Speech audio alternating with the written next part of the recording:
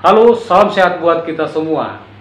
Di pembahasan video kali ini adalah mengenai sanksi hukum bagi pengusaha atau pengguna gedung, baik itu mal, hotel, perkantoran, dan lain sebagainya, yang melakukan kesalahan atau kelalaian menyebabkan terjadinya kecelakaan hingga mengakibatkan orang lain mengalami luka berat atau ringan dan bahkan meninggal dunia.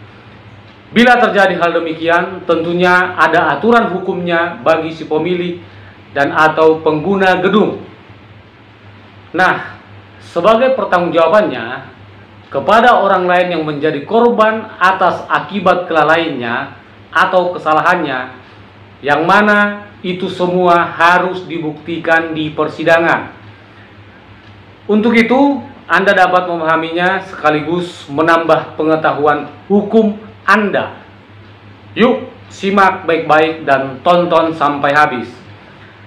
Dan sebelumnya, jangan lupa buat teman-teman yang baru berkunjung di channel ini untuk meringankan jarinya, mengklik like dan subscribe-nya.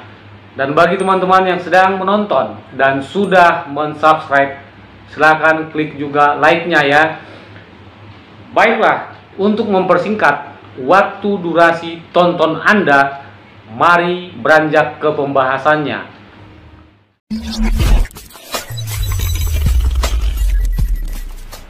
Sobat, bangunan gedung diatur secara khusus di dalam Undang-Undang Nomor 28 Tahun 2002 tentang bangunan gedung. Namun, undang-undang ini sudah dirubah menjadi Undang-Undang Nomor 11 Tahun 2020 tentang Cipta Kerja. Tempat bangunan mal, perkantoran, apartemen, dan lain sebagainya biasanya banyak dihuni oleh orang-orang. Seperti tempat tersebut dijadikan sebagai aktivitas kerja, kegiatan keagamaan, kegiatan budaya, dan kegiatan-kegiatan lainnya. Mungkin kita tahu bersama, tujuan bangunan gedung didirikan adalah untuk mewujudkan rasa aman bagi konsumen dalam pemenuhan hajat hidup orang banyak. Dan oleh karena pentingnya keselamatan dan keamanan, setiap pemilik bangunan gedung dan atau pengguna bangunan gedung dibebankan kewajiban untuk memelihara dan atau merawat gedungnya sesuai dengan fungsinya secara berkala. Kemudian, memperbaiki bangunan gedungnya yang telah ditetapkan tidak layak fungsi. Nah, oleh karena bangunan gedung adalah tempat banyak orang, tentunya tak lepas dari berbagai peristiwa, baik yang bisa terduga maupun tidak terduga.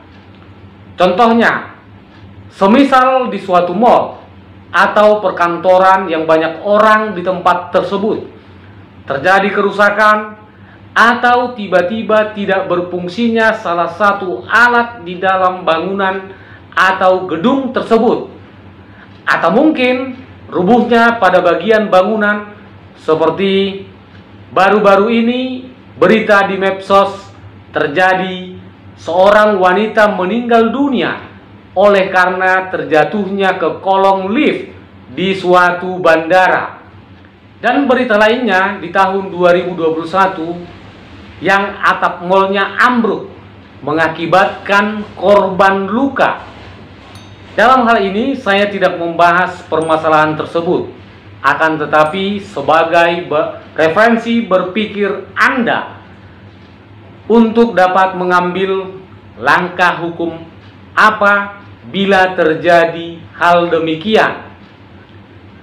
Menurut aturan hukum Undang-Undang Cipta Kerja, bila hal pemilik atau pengguna bangunan gedung tidak memenuhi kewajiban penyelenggaraan bangunan gedung, maka akan dikenai sanksi administratif sebagaimana diatur di dalam pasal 24 angka 42 Undang-Undang Cipta Kerja. Dan bila menurut aturan hukum perdata mengenai pertanggungjawaban pemilik gedung atau pengguna gedung tertuang di dalam pasal 1369 Kitab Undang-Undang Hukum Perdata yang menjelaskan bahwa atas kerusakan gedung yang menyebabkan kerugian terhadap orang lain mengalami kerugian harta benda atau cacat sampai meninggal dunia. Selanjutnya, dalam aspek Kitab Undang-Undang Hukum Pidana tidak menjelaskan secara gamblang berkenaan dengan sistem pertanggungjawaban pidananya, namun hanyalah menyebutkan kesalahan, baik itu perwujudan kesengajaan ataupun kealpaan, atau kelalaian yang harus benar-benar dibuktikan di pengadilan. Jeratan pidana bagi pemilik gedung apabila terjadinya kelalaian perawatan dan penyelenggaraan hingga menyebabkan kerusakan atau robohnya sebuah gedung kepadanya dapat dikenakan pasal 359 Kitab Undang-Undang Hukum Pidana dan pasal 360 Kitab Undang-Undang Hukum Pidana. Ini menjelaskan kelalaiannya atau kesalahannya menyebabkan orang lain mati, diancam pidana penjara paling lama 5 tahun. Dan itu semuanya harus dibuktikan di dalam persidangan di pengadilan atas tingkat kesalahan atau kelalaian yang diperbuatnya. Sobat, terkait beberapa pasal yang saya sebutkan tadi dapat dibaca pada laman deskripsi video ini. Demikianlah sharing singkat kita hari ini.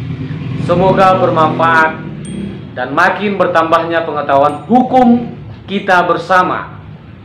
Akhir kata dari saya, apabila masyarakat menjadi korban runtuhnya bangunan yang mengakibatkan kerugian harta benda, mengalami cacat fisik hingga meninggal dunia yang disebabkan bangunan gedung tersebut runtuh dan lain sebagainya, segeralah melapor kepada aparat yang berwenang agar pemilik gedung bertanggung jawab kepada korban-korban lainnya.